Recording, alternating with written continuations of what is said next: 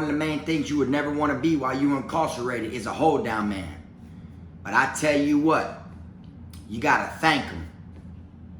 Thank God for all the hold down men out there. I'm the best. Finna be this way till I EOS. Take it how you want, nigga. Yeah, I'm a pro. Fuck around and bust your lot while you're at Vizzo. I hate to be this way, but I live for the moment. Waking up every day, show me an opponent. Shanks on deck, hitting bitch with lock. So much pool, I can even start you from the box. You don't wanna pay rent, got me bent. Got lax on deck, your money was well spent. Vultures on the prowl, so don't try testing. Step 2 comes violent, first steps finessing. You a hold down man? Suitcase this, my cell phone and my charger don't walk with a limp. Get it knocked off or missing, you gon' get it. Next time I see your ass, you gon' leave airlifted. What's up, everybody? You already know, man. Kfrogtv back in the building.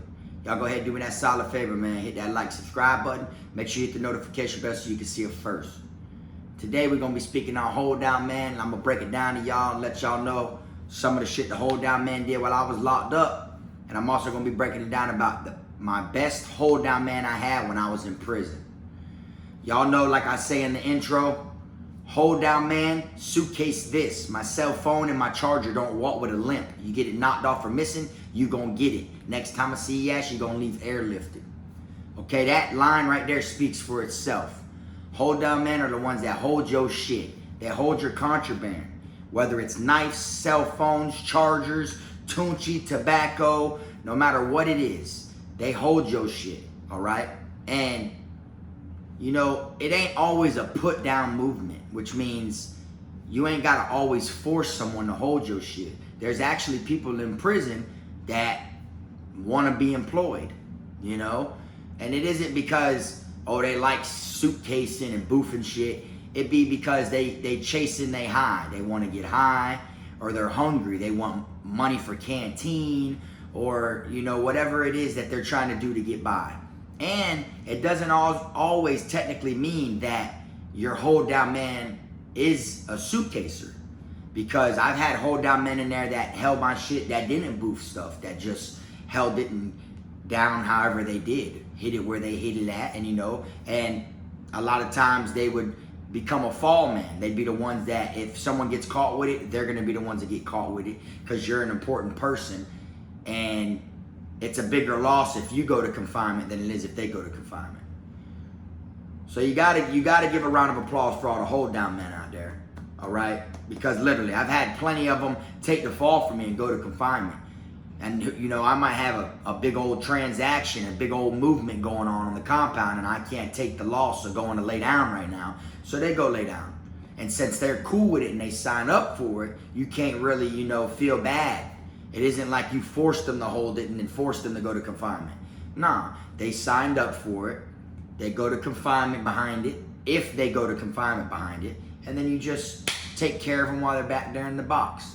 You know, it's a common cycle. You'll see it everywhere in prison. Now, one thing that does suck about having hold down men is you gotta babysit, bro. When it's a mission when you have a hold down man. You gotta babysit that person, bro. You gotta keep eyes on that person, make sure ain't no one trying to fuck with him, make sure ain't no one trying to rob him, make sure he ain't getting sloppy and all high and wall surfing and walking around looking all drugged up, you know, like causing a scene. You feel me? You gotta keep eyes on him and make sure he's acting right, because you don't need him getting your shit knocked off.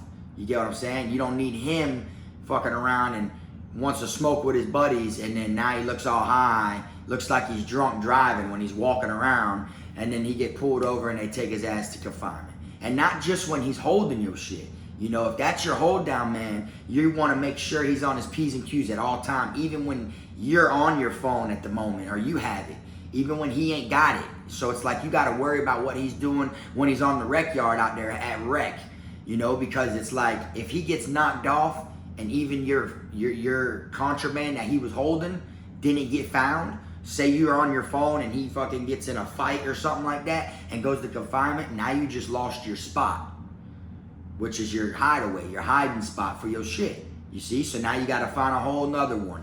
And there might not be any other people that are hold down men in the dorm, or anyone that is down to hold it. So then next thing you know, you may have to pressure someone into holding it, or you're gonna have to, you know, take initiative and, you know, hold that shit yourself and risk you going to confinement. You feel me? And there's been times I've been in dorms to where I didn't have no hold down man. you know? So you gotta find a spot. You know, you gotta find it to where if they come to a shakedown, they will not find it. But you gotta be able to trust people in the dorm. People that are gonna keep eyes on your spot. People that are gonna know your shit's over there, that no one should be found over there near your area where it's hidden at. Because you're not gonna have it hidden right near your area. You feel me? If that's the case, you might as well keep it on you, you know? And I'll never forget, when I was at Charlotte CI, I had respect in my dorm. I literally put a hole in the side of my mattress and stuck my phone in my mattress and went to work in the chow hall. Yeah, I only lasted like 5 days in the chow hall though, but for them 5 days, I didn't have a hold down man. Literally. Because they put me in the kitchen and it happened so quick that I was like, damn, now I gotta find someone to hold that shit. My hold down man went to confinement for twacking out on Tunchi, which I actually got a video of him on Kfrogtv. He's the one on the top bunk throwing up and everything. You know him. He went to confinement. So now I'm at square one, and then they put me in the kitchen. So now I was like, damn. And you can't really trust just anybody to leave your phone with. Even your own homeboys you don't trust sometimes. Because then you gotta worry what happens with your shit while you're gone. They could get caught on it. They could get robbed. They could let the wrong person use your shit. You feel me? I can't tell you how many nights I slept with my phone on silent on my chest in the chain gang. Literally. It'd be on silent, it'd be right here on my chest. You know, I'd be under the blanket, of course, and everything. And I just got used to it like that. You feel me? So it's to the point where now on the streets, when I'm sleeping, I put my phone on my chest on silent. You know, but anyways, you ain't always got a hold down man. So you're gonna have to take initiative yourself. You feel me? But I tell you what, I done came across some raw ass hold down man. And what I mean is, I'm talking about ones that would hold like 15 knives. 15 knives. They're not boofing those. They're not suitcasing those. They just got away with them. They got away with, you know, being up under the radar. You know, officers will be coming near their bunk and they know how to slide and get it and off them at that very second. Or cause attention over here, like a distraction, while that someone else they know grabs them and slides them over there. Like so many different ways that you can't help but to learn, like, damn, boy, they do that, you know what I'm saying? I had a black dude one time that worked outside the gate, all right? He used to bring me 3 bombs of 60, all right? 3 bombs of 60. What I mean is 3 bombs of 60 cigarettes in each bomb, okay? So you do the math, 3 bombs of 60. That's 180 cigarettes, right? That's 9 packs. And all he wanted was 10 per bomb. So that was 30 cigarettes he got. Pack and a half, I kept 7.5 packs. But through it all, he was just so raw at it. He did it, you know, like day to day, day to day, day to day, day to day. And all it was is he wanted to get high when he came home from working outside the gate. You see what I'm saying?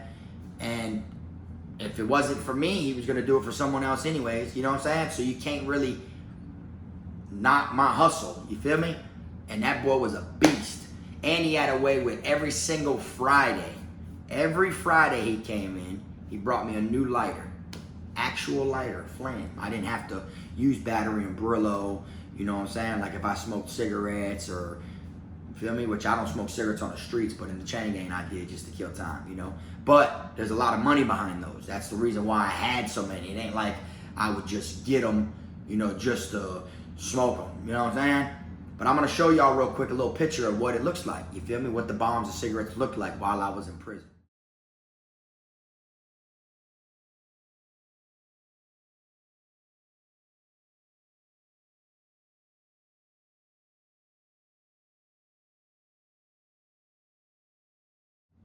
Was literally making a killing in there.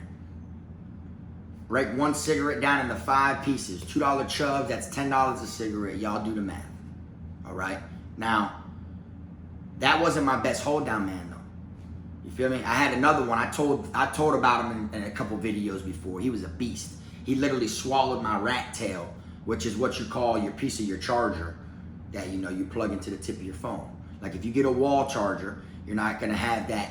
It's not gonna be that easy trying to find a way to charge it without it getting knocked off by the officers. So you just cut the tip of the charger like this. Not the wall end, the other end. That's called a rat tail. So if you're ever in prison and someone's like, hey bro, you know where to find a rat tail at? That's what they're talking about, you feel me? And he literally swallowed my rat tail right in front of me, and I felt like I was finna beat his ass. Like I was like, bro, you just swallowed my shit. $50 for that little piece right there, bro. You tripping, bro. And then he was like, man, just relax. And he literally had it tied to his tooth.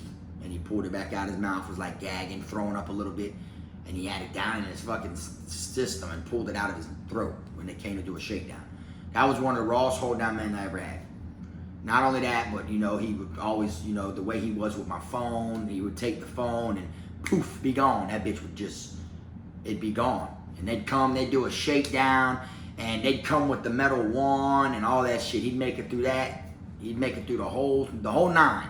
You feel me? And he was a white boy named Q from Orlando. You feel me? But at the end of the day, a lot of them people sign up for that. You get what I'm saying? And it's crazy, you know, people do a lot of things to get money. People do a lot of things to get by. You know, you never know, that person could have been forced to be a hold down man at their prior institution. They could have been down 5 years, and everywhere they've been, people were forcing them to hold it down.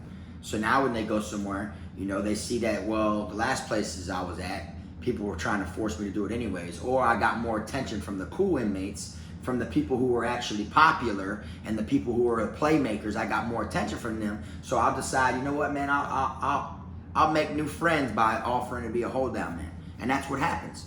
I can't tell you how many times I had people coming up to me wanting to be my hold down man. You know, hey bro, you know what I'm saying? If you need a hold down man, just let me know. I'm good, bro. I already got one though. Appreciate it though. You know what I'm saying? And then I would bless them with a little sack of tunchi. Bet that up though, all here, bro. Because I know, you know, that's like showing them love just for mentioning it to me. Because I know if I need them in the long run, if my hold down man ain't in the dorm at the time, if they coming in with gloves, I can be like, hey bro, check me out, I need you. And then boom, dude does what he's got to do with it. You feel me? Now, don't get me wrong, like, you got some compounds where the sissies, you know, when the sissies come in the dorm, some dorms at some places will force the sissies to hold it. They'll be like, you already know what time it is. You feel me? You like shit like up your rear anyway, so you might as well go ahead and hold this shit down, or you ain't finna be staying in here. And some people actually put down on the sissies like that, you know, but for the most part, sissies volunteer. You know what I'm saying? Like, I seen them come in the dorm and go straight to the Zoes one time. And they told the Zoes, look, bro, this and that, blah, blah, blah. I'm going to stay out the way from everybody, you know, just so that way they wouldn't make them leave the dorm. You feel me? And they had them a sissy as a hold down man. You see? So it's like crazy, because hold down men are actually important in prison, you know, believe it or not. They literally help you make it through your bid, and it's like less riskier for you, all right? You got some people that literally will take your contraband and put it in their locker and shut the locker and put the lock on it during shakedown, which those are fall men. So it's like, if they don't find it, you're taking the chance. If they don't find it, then you're good. Then you just pay him a little bit of tunchi or a little bit of canteen, whatever he wants. But if they do find it, then he's going to confinement, he's going to lay down, he's going to be quiet, because that's what he signed up for. And then you just send him something back there to hold him off a little bit, just so he keeps his mouth closed. And it happens so frequently that, you know, the officers ain't dumb. The officers know when someone's back there for something that ain't theirs.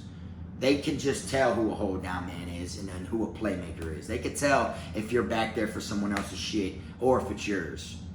You feel me? And they can also, you know, say little slick shit to you when they see you on the compound, because they know that other people took in the fall for your stuff. You know, word travels everywhere. That shit's like this. It travels everywhere. So they're not dumb. They've been doing this shit for decades, just like inmates been getting away with it for decades.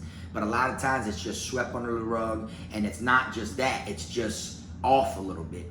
They're going this way when they already know what it is. They know this individual has a phone. They know he's selling this. They know he has knives, but they're going this way with it, and at that split second, the inmate goes that way with it.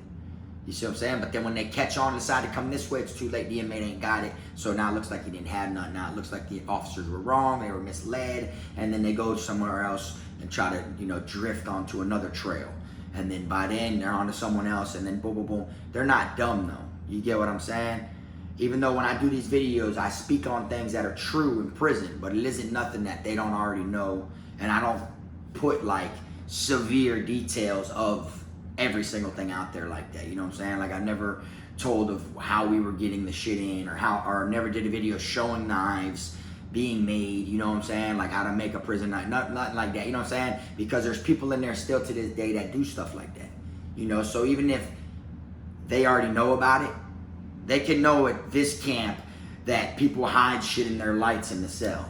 Every camp knows that. Them officers search lights almost at every camp I've been to. But at the same time, I'm not gonna sit here and talk about all this different shit because there could possibly be somebody that they ain't searched their light in a little while. You feel me? That's how it is. So you gotta be careful with the type of shit you say. But as far as hold down man, like I said, everybody already knows.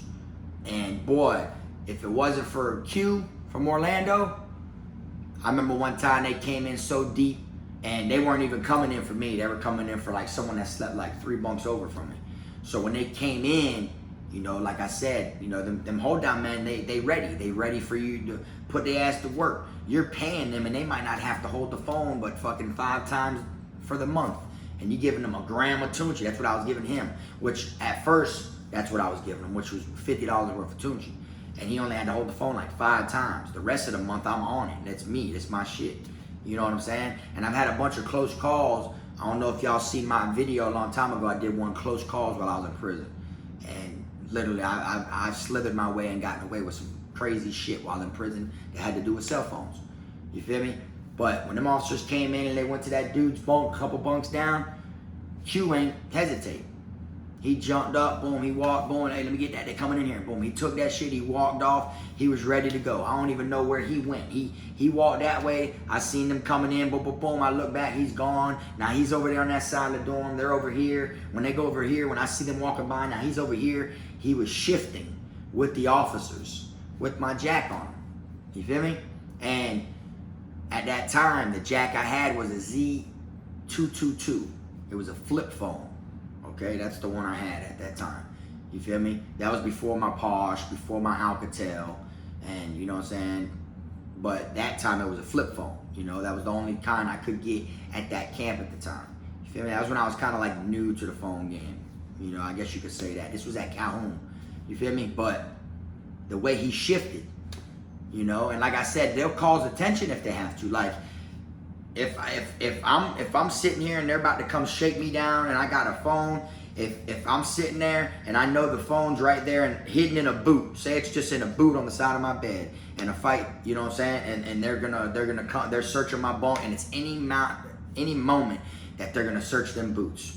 You got some hold down man that'll stand up and swing on someone close to them just to cause a distraction, a diversion. And then when the officers go over here instead of go that way, you kick the boots real hard. They go over there, someone will grab whatever's out of it.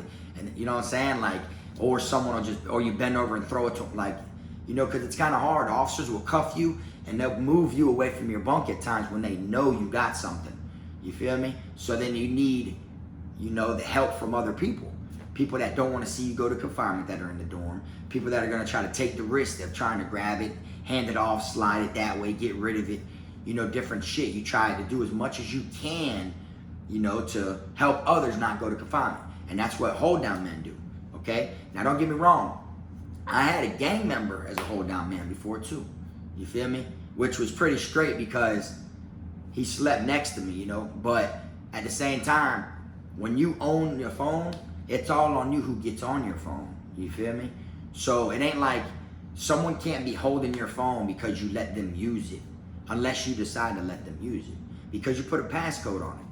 Every time you have a phone in prison, you gotta put a passcode on it. If not, you're just dumb. Because if the officers find that phone during shakedown, or if they find that shit, you know, when they on you or on someone else, all they gotta do is go in it. And then if they fuck around and look and see one number in there, they're gonna start doing their little homework. Let them fuck around and you be one of them people that got caught months later, because they'll take a phone sometimes, and when it's locked, they'll send that shit to get unlocked. You feel me? They don't always do it though, but they've done it before. They'll send it to get unlocked, and then I knew an inmate who had phone numbers like from contacts he had called, and they weren't saved in there. But one of the numbers was one of his family members' numbers that are actually on the phone list, on file for him to call from the prison phone. And they seen it was the same, boom. And whether it's your phone or whether you were just using that person's phone, you're still going to go to confinement like he did. That's why if you ever use someone's cell phone in prison, when you're done using it, you delete the number. That's the first thing you're supposed to do. As soon as you, right before you, all right, bro, boom, boom, boom, you delete the number. Bet that up, dog. You don't never leave your number in there, because if that phone gets slayed and they find a number in there and it happens to be a number of your peoples who just don't have money on the phone right now. Say you ran out of money, you ain't got no more Tenetics or Securus. It's, you know, now you're gonna get on the jack to call and tell your people, hey, there's no more money on the phone, throw some money. But you called the same phone number that you got on file, left it in their phone, not thinking nothing of it, and then bam. And then you got people, I seen people get flipped because them same numbers, people who own the phone will contact them again, trying to be friendly and lovey-dovey and try to holler at people's moms and girlfriends and try to intercept the PayPal numbers, trying to get the money, and then tell the people, nah, they never text back, bro. They ain't send the money. Then when they talk to their people, they're like, yeah, we sent that money to that phone you hit us up off of. Now, oh, you saying my people a liar and shit like that, when really there's so many snakes out there that you got to be careful the way you do shit, you feel me? But the hold down man I had that was a gang member, he was a West Side Blood, a bounty hunter, and he didn't have the code to my phone. He never ever really wanted to get on the phone. Literally, he probably asked to get on it maybe once every 2.5 weeks, if that. But as soon as the police were coming to do him, boom, I could hand it to him. I don't know if he wanted to look cool to his brothers or whatever to make them think he had a jack, but he never, I've seen him 24/7. He never pulled my phone out. My phone was just secured. It was just there. It was just, I had no problems. If they came, you know, he would cuff it and try to walk off with it. And, you know, every like 2.5 weeks, I'd put the code in, boom, and I'd let him get on there and he'd call his grandma and them for some money so he can get high. You know what I'm saying? So that's the thing. Now, as long as you don't give that person your code, because then you could be at work or in school or whatever it is, and they could be riding out on your phone all the time. And then come back and your shit's almost, you know, like dead. It ain't charged like it should have been, which that's another major job that the hold men do. The hold down men, they charge your shit while you're gone. Whether you got a fucking wall jack, you know, and they charging it and they keep an eye on it for hours, or whether with the battery pack, however it is, they'll have your shit fully charged. You come back to the compound, hey, go get that for me. Boom, they go get it from wherever they got it hidden. They pull it out, boom, get it to you. That shit's fully charged. You see what I'm saying? Literally. And you could get 2 full charges out of a battery pack. When you make a battery pack out of 4 batteries, you could charge that shit 2 times. You're gonna get anywhere all together out of the 2 charges. You leave it on there for like 2.5 hours, 2.5, 3 hours both times. So that's about 6 to 7 hours of charging. But out of them 2 times that you charged it, you'll get a total of 8 hours. You see what I'm saying? You'll get 8 hours. You'll get like 4 hours this time. You have to charge it again, 4 hours again. And then depending on what you're doing, you're gonna be draining that battery. You fucking learn to keep an eye on your battery shit. Things that you don't really think about here. You know, out here your phone dies and shit because you're doing 101 things. You ain't got time for that in prison. In prison, boy, you keeping an eye on that and you keep an eye on your data. You feel me? Because your data run out, then your shit runs slow. People want to rent your shit to watch porno flicks and stuff like that. You charge them $15 just for like 10 minutes. You know, shit like that. Boom, that shit's draining your shit. People want to FaceTime, which I was FaceTiming, seeing my people every day. You know what I'm saying? So it wasn't really it would drain my data though. You know what I'm saying? But as long as you don't give your code out, it's just like when you got your girlfriend out here. Bitch can't go in your shit if she don't know your code. She can't snoop around in your shit when you sleep if she don't know the code to get in it. You feel me? And that's what it is. You never give your code out to someone in there. You know what I'm saying? Now Q, the one that I had at Calhoun, he never got on the phone. You know, he would I think he got on it one time just to tell his mom, hey, I'm out the box. I'll call you in another 6 months. You know, blah, blah, blah, blah, blah. And that was about it. He never, ever, he would just come up with a little piece of paper, a little kite, and ask me to send her a message. And then I texted, but he was faithful. He was faithful for his job, you know what I'm saying? And that right there was the best hold down man I had when I was in prison. I cannot lie. Because you have some of them, of course, they're in it for the money. They're in it for the high. They're in it for whatever reason. Then you got ones that get greedy, feel like they want more. You know, you got ones that truly ain't committed to being the hold down man, that they're gonna keep on bugging you. Then you got ones that not only, want what they're entitled to being paid, but then you got ones that want to get on all the time. You got ones that want to be like, well, shit, bro, is it straight if I get on there, bro, since you ain't getting on? And, you know, asking you 100 times to get on there. And then you got a line of people that are paying you to get on. That's what I did. You feel me? I rotated my phone, all right? And the reason I did that is because I didn't want no one in the dorm to tell on me. You feel me? So if you see someone in there, you know, that you feel like don't like other people, and, you know, they might drop a dime and write a kite on you and get you from around there, you be like, hey, what's up, man? You trying to call your peoples or whatever? Nah, man, I ain't got the money for that. Well, shit, I'll get you on there real quick. I'll give you 15 minutes on the house, man, you know what I'm saying? You know, I'm just trying to show some love on. You know, they're not gonna, 9 times out of 10, tell on someone that's been nice to them rather than someone who was a crab. Someone that was like, hell no, you ain't got no money, you ain't getting on my shit. And a lot of people do that. You feel me? A lot of people are crabs like that. And then, you know, they get kites dropped on them. Me, I was the type, like, I charge bitches $3 straight up. You get 15 minutes for $3 calling your peoples. You feel me? But then for people who didn't have money or people who I didn't know anything about, you know, just to feel them out, I'd offer them. Because I don't need them going and telling someone that I got a phone. You see what I'm saying? And that's what I would do. So I always had like that dude, that dude, that dude, that dude, that dude. I had like 15 people a day trying to get on. You know what I'm saying? So then it'd be kind of hard for me to slide my hold down man in there, you know? So then I'd be like, nah, after I knock them out, I got you. And then someone else will come up, hey, brother, and I'll tell my hold down, hey, man, I got someone else. So, bro, you're gonna have to, you know, and then you're constantly putting them on the back burner. So then after a while, they get tired of that shit, you know? But you gotta take care of them too, because they're the one holding your shit.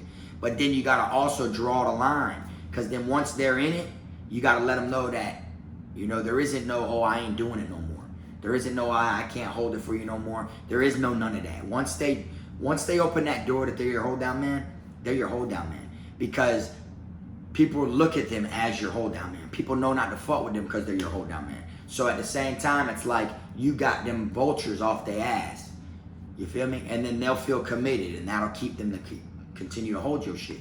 I'll never forget when I was in confinement, my phone got sent back there to me while I was in the box. It took me 5 days to get it, but I finally got it sent back there. You feel me? And what I did is, I had a hole in my mat, and when the officer was sitting right here, forcing me to pack my shit that I was going to confinement, they took me back there on the fluke though. They took me back there just to get me uncomfortable out of the dorm. Because what they did is they came around, they did a count. When they did a count, they took everyone to confinement who was on the wrong bunk.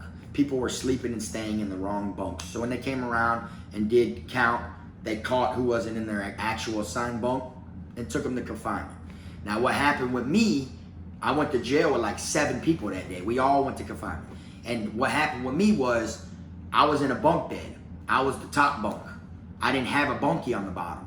So my bunk was up there, my mat was up there and all my top bunk. But when they came around to do the count, I was sitting on the bottom metal slab. Like I felt like it was pointless jumping up there when they know that I sleep here. I don't have a bunkie, so I was just sitting like this, and they came around. I've told stories on this before too, when I broke down my DRs. But they took me to confinement for it, unauthorized bunk. Like I was like 127 upper, and it said on my DR that when they came around to do count, I was sitting on 127 lower. To where when I went to DR court after I was already in confinement for like 11 days, when I went to DR court, they said that was ridiculous. The officers, like the people doing the DR hearing, they said that's crazy. All these other people, okay, that's one thing. They were assigned to 115 lower, but then they were caught on 138 upper. Or, you know, they was like totally in the wrong section. I was dead ass on my bunk, you know, and my shit was up there. So what I did was, like I said, this was around the time that I had a hole in my mat. So I had this old white dude that had been down for like 20 years. I tell him, hey, I need you to grab my phone. And he was like, all right, where is it? I told him, first, come help me pack my shit. The officer sat right there and was waiting for me. I said, man, I need you to grab, you know what I'm saying, grab my phone. So he came up or whatever. I folded my mat, and I said, that's crazy. I said, I'm gonna have him carry my mat. But when he went to close the mat, stuck his hand in the hole, like hand inside of the hole of the mattress, made it look like he was trying to pick it up, but really he was feeling for the hole, and grabbed my phone. And I said, don't worry about it, bro, I got it. And when I went like this and went to turn, he had the phone, he turned that way with it, boom, boom, and I carried the big mat, went to confinement. 5 days later, they sent me my shit. You feel me? I got my shit sent back there to me. It took 5 days to get to me, but I did get it. Now, when I was in the box, my hold down man, the one that was thrown up on Kfrogtv, the one that was on the top bunk where I'm like, look at him, he don't even know where he's at. Y'all throwing up all on the windowsill. Him, a white boy from Palm Beach. He was in the cell also. He was one of the people that went to, not my cell, he was in the cell to the right of me. You feel me? But he went to confinement for being on the wrong bunk also. He carried my jack for me. When we got out of confinement, we got out of confinement the same exact day. He carried my jack like he knew what time it was. As soon as we got out of the box, as soon as they popped my door, popped his door, he met up with me right there in confinement. Boom, he took my phone, boom, boom, boom, put it on him, and he transported it all the way across the compound to my new dorm. Straight up. That's how it was. Like, he already knew what his job title was. Yeah, it's been off and out of commission for a couple days because you was in confinement. But boy, it's back to work now. We still got that, boy. You feel me? I ain't had to get a new one yet. You see what I'm saying? And it's people that are just, they're dedicated to it. They just do shit like that because, like I said, they want to feel left alone. People want to be left alone sometimes. That's the reason people do shit like that. You know? And then when it comes to you being someone with cell phones, like how I had phones and shit like that, it's a dangerous game. People always are fishy. You know, people always got their nose in your business. You know, you got the ones that won't never show their hand, but low-key they want you to go to confinement. They low-key want you to get caught with your shit. They feel like it should be them that has a phone. They feel like, how do you have one and they don't have one? You feel me? So low-key, they got their nuts crossed on you. They want you to go to the box. You know, they want to rob you. You feel me? But they'll never tell you that in prison. They'll never straight up tell you, oh, I want to rob you. You feel me? Because when someone wants to rob you and you hear they want to rob you, you get their ass from around their first quarter before they get more and more people together and they all decide to gang up on you and rob you. You see what I'm saying? So they're more like snakes in the grass. You know, they'll be all friendly and shit like that. And me, what drew me differently than anybody else that I seen while I was in prison is I'm a white boy. I'm unaffiliated. I had cell phones, made hella money while I was in prison. All the gangs fucked with me. All of them. All organizations were cool with me. No matter what camp I went to, they liked my vibe. And the way I know that the vibe was real is because they never got shit from me. It ain't like they got to get on the phone. They had to pay. Literally, people had to pay me to get on my phone, whether it was a gang member or not. Some of my homeboys, you know, I let them get on there and shit. Like my day ones, the ones I vibe with all the time. But they wasn't even on there that much. You know what I'm saying? Literally. And these same people would go to the canteen window and buy me a cheeseburger. Buy me ice creams. You know what I'm saying? Buy me batteries. You know, shit like that. So it was like a, you my dog, I'm your dog type shit. And that's how it was. You feel me? It wasn't like that with other people. With other people that I seen them, they would just get on their shit. They would muscle them for their phone. Different stuff like that. That's why to this day, I have so many people on Instagram that I still fought with, that I was in prison with, that are in all types of different organizations. You see what I'm saying? Like, they truly fought with me as who I was. They fought with me that I was a white boy that stood up for what he stood up for. Literally. I didn't give a damn. I did what I had to do. I felt like I was going to be the only person from Davie there. Shit, I'm going to make it known. Bitch, Kfrog from Davie. You feel me? And I didn't show no favoritism towards gang members. Or no favoritism towards neutrons, people who were unaffiliated. You feel me? They all fucked with me. No matter which camp I went to. You know what I'm saying? Like, I literally would be, like, I went to my first camp I went to, the first people who fought with me was the Zoes. The Zoes was like, boom, bitch, you from down south, boy, we fought with you. You know what I'm saying? And then, boom, some Kings were cool with me. The GDs were cool with me. I go to Charlotte, boom, I'm hanging out with some other, some Cutthroats, some Bloods, some Kings again. GDs, like, that's why anytime I got an altercation, if I wanted a one-on-one, I was entitled to it.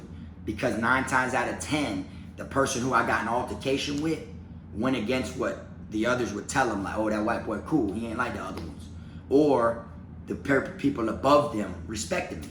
They were like, man, we fuck with Frog, man, we gonna get you one-on-one, bro. Man, my brothers ain't finna jump. You see what I'm saying?